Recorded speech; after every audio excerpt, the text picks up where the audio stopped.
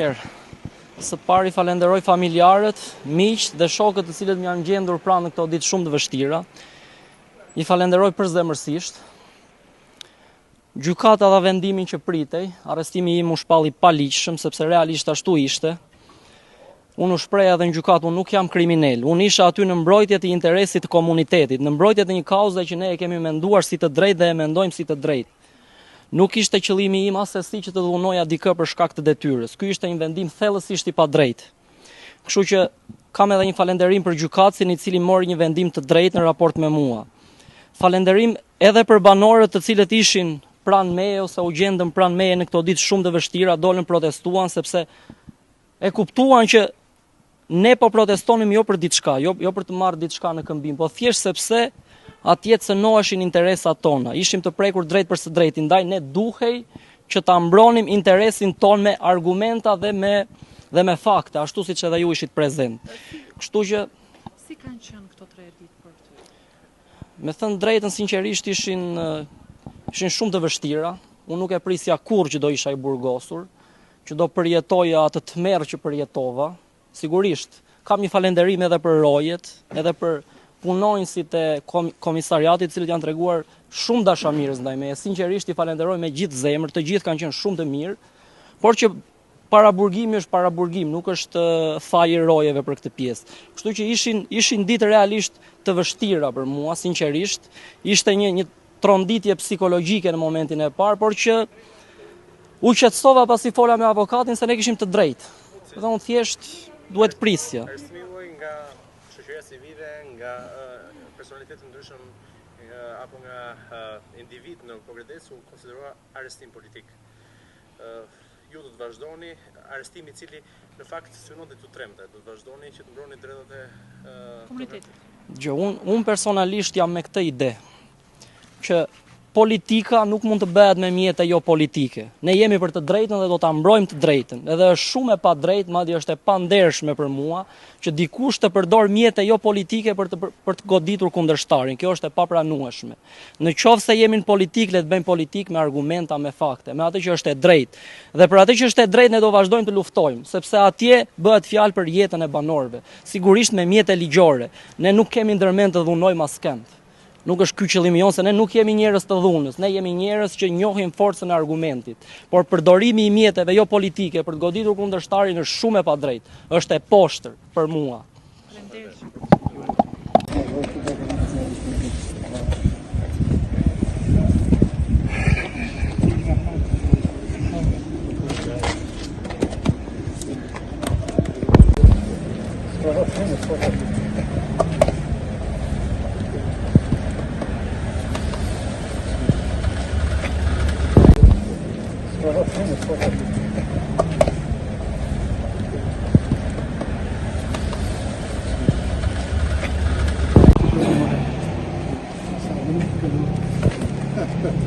Si sta hoteli.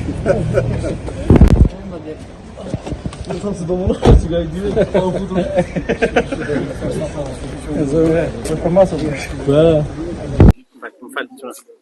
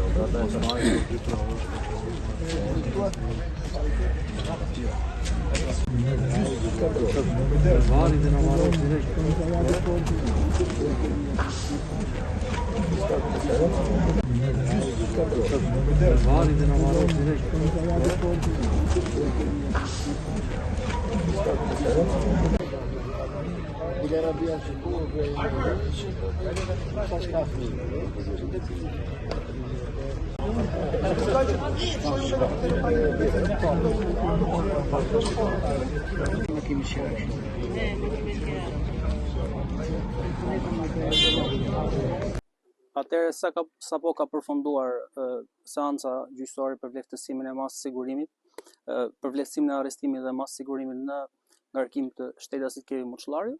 Gjykata vendosi që të vlerësohet i palishëm arrestimi i shtetasit Keri Muçllari, si dhe të mos saktohet as i masë sigurimi në drejtim të tij, për shkak sepse në vlerësim të rësorë të gjithë situatës dhe dosjes përkatëse, gjykata arrin konkluzionin që nuk ka një dyshim të arsyeshëm për kryerjen e veprës penale të goditjes për shkak detyrës parashikuar nga neni 237 i Kodit Penal.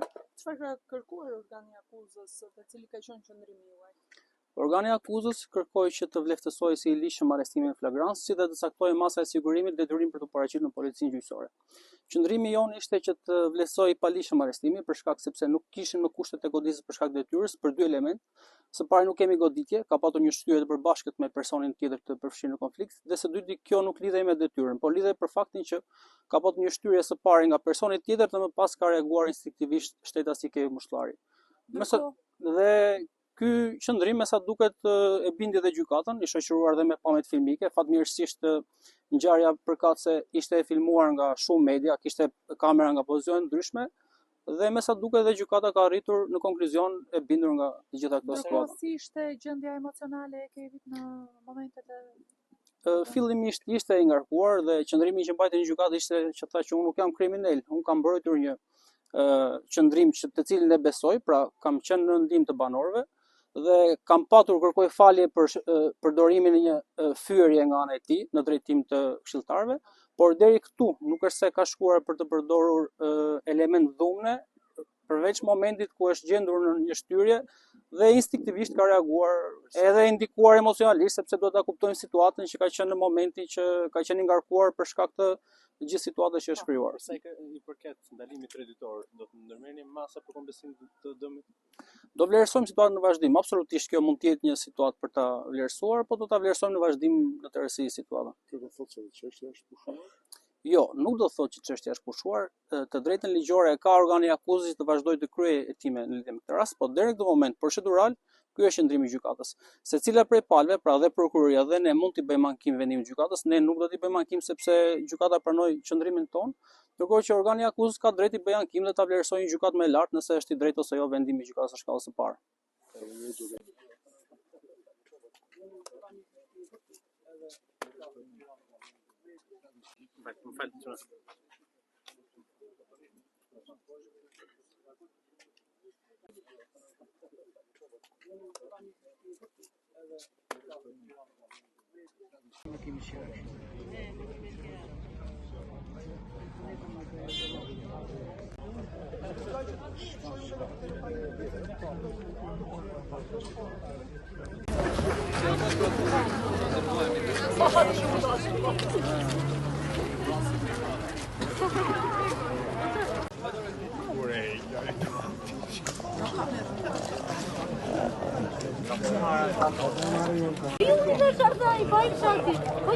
Po normal, do të mbajti 5 kg në dorë dhe do mbash hallin e trave apo do qoftë?